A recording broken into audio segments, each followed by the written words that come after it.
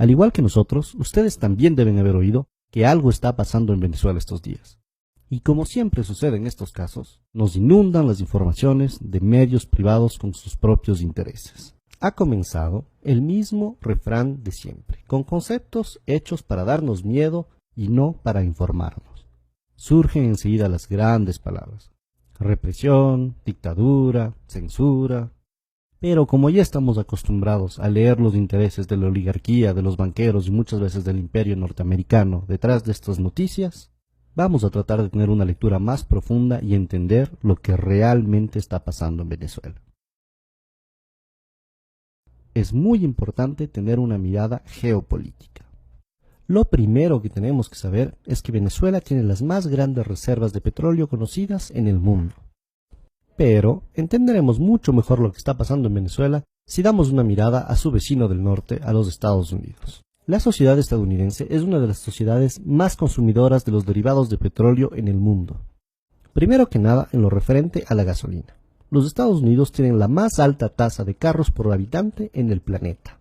Y obviamente hay otros derivados, como los plásticos, la ropa, los cosméticos. Para sostener esta sociedad dependiente del petróleo, Estados Unidos tiene que importar 60 de cada 100 barriles que consume. Tratemos de tener una mirada un poco más amplia. ¿De dónde viene el petróleo que se consume en Estados Unidos?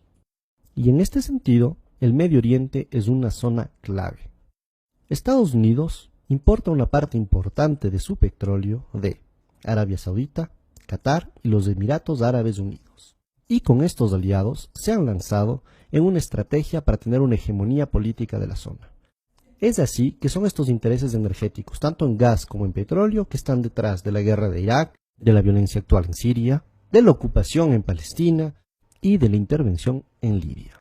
Ahora bien, una vez que hemos visto todo esto, un simple cálculo nos permitirá ver por qué Venezuela es tan importante para los Estados Unidos. El petróleo que viene del Medio Oriente pasa por el estrecho de Hormuz y sigue su camino por el sur de África hasta llegar a Texas. Este viaje dura entre 40 y 45 días. En cambio, el petróleo que viene de Venezuela solo tarda 4 a 5 días en llegar a Estados Unidos. Al comparar el costo que significa traer el petróleo del Medio Oriente y no de Venezuela, podemos entender muy claramente cuáles son los intereses norteamericanos en este asunto. Ahora bien, es muy importante que entendamos cómo estos intereses determinaron la historia de Venezuela. Durante más de 40 años, esta estuvo determinada por lo que se llamaba el Pacto de Punto Fijo. Este fue un pacto político entre la Acción Democrática y el COPEI, el Comité de Organización Política Electoral Independiente. A través de este pacto concordaron un programa político común. Lo único que cambiaba es que iban alternándose el uno y el otro según las elecciones. Estos dos partidos de derecha secuestraron totalmente la democracia venezolana por más de 40 años, defendiendo únicamente los intereses de la oligarquía y dejando al pueblo venezolano sin ninguna representación. Eso sí, lo que se garantizó durante esos 40 años fue un petróleo a buen precio para los Estados Unidos. Esto causó mucho malestar en el pueblo, que comenzó a manifestarse cada vez más fuerte.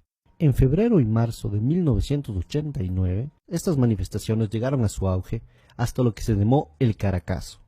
Este hito tristemente histórico para Venezuela significó la orden del gobierno venezolano para disparar sobre los manifestantes. Murieron más de 3.000 personas en una semana. Entre los mandos militares que se negaron a disparar sobre los manifestantes durante el Caracazo, se encontraba uno muy particular: el comandante Hugo Chávez Frías.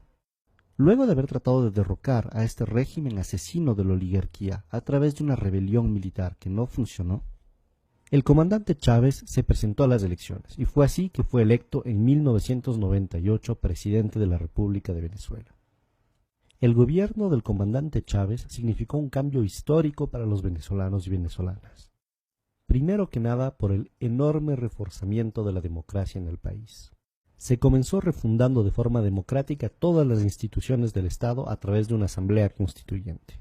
En los 15 años que lleva la Revolución Bolivariana, se han dado la cifra increíble de 19 elecciones, de las cuales 18 han sido ganadas por el proceso revolucionario. Este proceso de democracia representativa permanente ha sido además complementado por un fortalecimiento de la democracia participativa en Venezuela. Los avances fruto de las políticas sociales han sido igualmente muy importantes. La pobreza pasó de 54,2% en 1995 a 23,9% en el 2012.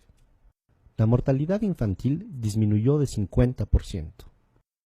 La salud y la seguridad social suman actualmente el 21% del presupuesto del Estado venezolano. Las matrículas universitarias pasaron de 800.000 a 2.600.000 actualmente. Y Venezuela cuenta con 75 universidades públicas. Ya se ha erradicado el analfabetismo en todo el país.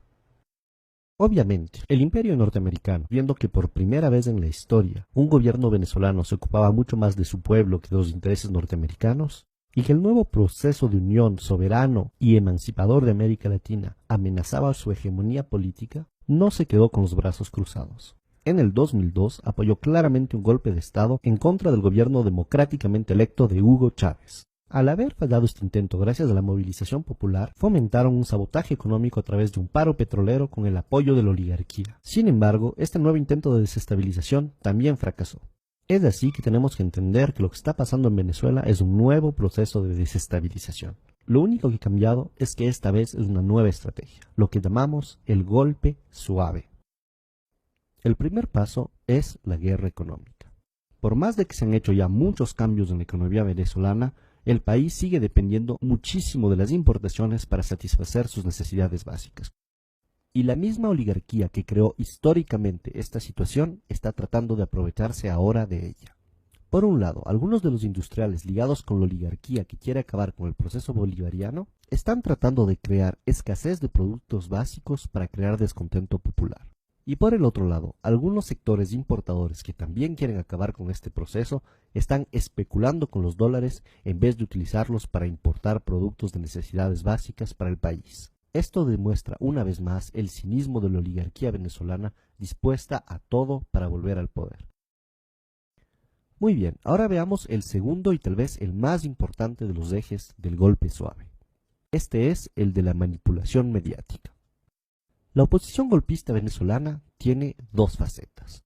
Una que se muestra pacífica y la otra que es claramente violenta.